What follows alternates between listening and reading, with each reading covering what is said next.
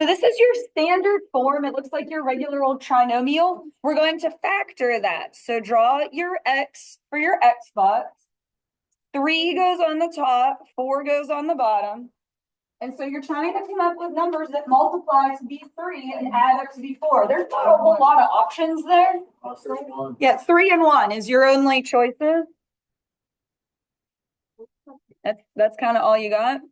So when you draw your two sets of parentheses, it's going to be x plus 3, x plus 1.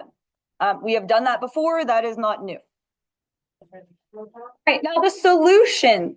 You're going to take both of those factors and set them equal to what? What was like the number of the day last time?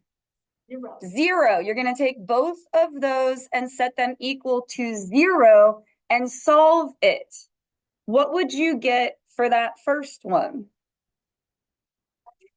Yeah, -3, because -3 plus 3 is 0. And then this one will be -1. Now, actually, I am going to use the calculator to get the graph. However, you should be able to make the connection between these values and the graph. You can put a point at -3, 0 and -1, 0. So yes, you are allowed a calculator.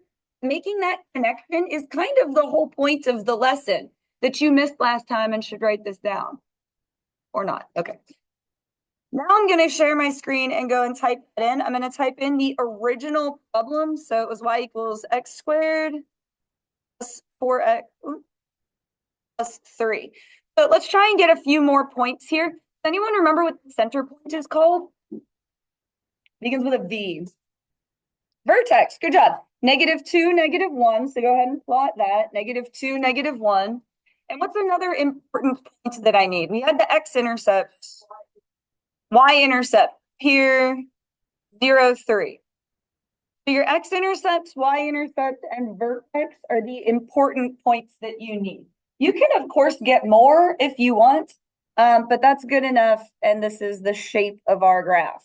I will be really impressed if anyone remembers what that shape is called. It's a really weird word that sounds kind of like a disease. Parabola. Good job.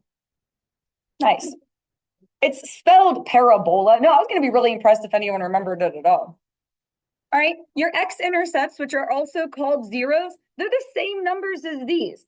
It's just written as an ordered pair. And that's why they're called zeros, is because it's something comma 0. And if you feel like we're writing the same thing over and over again, good, because that's what we're doing. All right, and then what was our y-intercept? Yeah, 0, 3. And the connection you need to make with that one is when you look at standard form, do you see how that's your last value, or like your C value? If you want to think of A, B, C, it's the last number. Now we're going to do that except backwards. This time I gave you the graph, and I think I put one on the back too. All right, we'll do 3 of these. So I gave you the graph. We're going to work backwards. Can anyone give me one of the solutions just from looking at the graph? 1 is one of them. Good job. Right there. X equals 1. And then what's the other one right here?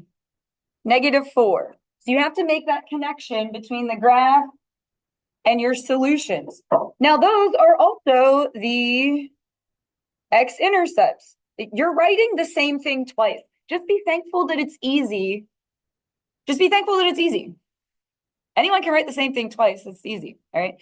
Now, when you go backwards, it's going to be opposite. So can anyone give me one of the factors? I'll get you started. There's an x. Good. X minus 1. Because 1 minus 1 is 0.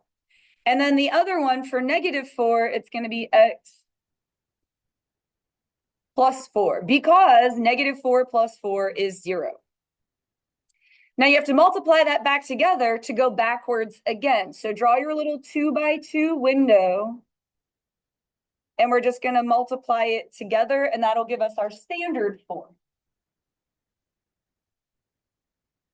So what would go in that first little window?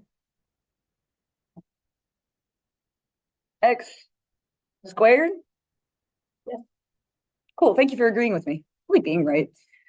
No one ever tells me good job, because I'm supposed to know how to do it all. You had -1x. Thanks. And then 4x, and then -1 times 4 -4. Now, if you do everything correctly, your diagonals will go together. So your standard form is x squared, close, plus 3x minus 4. And then your last thing is your y-intercept. There's two ways that you can get this. You can either look at your standard form and go, oh, it's this last number, so -4. Or you can look at your graph. Do you see how it's at -4?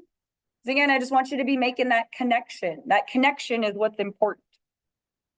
Making connections means learning. It's like another way of saying learning. All right, let's try one more. This feels like this is going okay. I know you're all tired and spring break is coming, but it sounds like it's going all right. We understand what's going on. Who do you need? He's right there. Whoop.